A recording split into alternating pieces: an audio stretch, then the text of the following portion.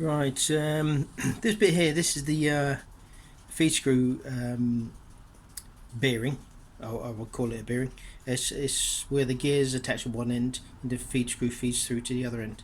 Looking at it from here, it doesn't look too bad, but when you consider that the whole thing is just covered in filler to cover that, rather than turn it and finish the metal, and then they bored it off centre. So I'll be making a new one of them, or attempting to make a new one of them. Yeah, that's the state of play with this piece.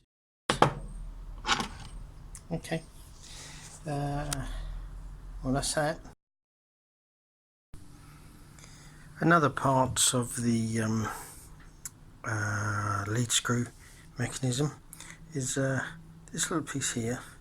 If you can see just here, it's a terrible bit of machine, so we can focus in on that.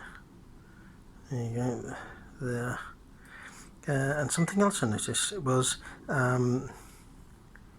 the hole for the taper pin isn't actually in the centre.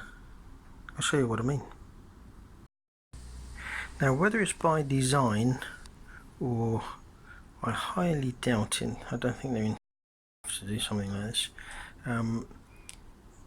That's the pin, that's the, you have to forgive me, I have to keep on putting my phone down. I'm not set up for taking these photographs, but I've switched around. Now there's the pin, the hole for the pin, but when you turn it around, oh dear, it doesn't line up.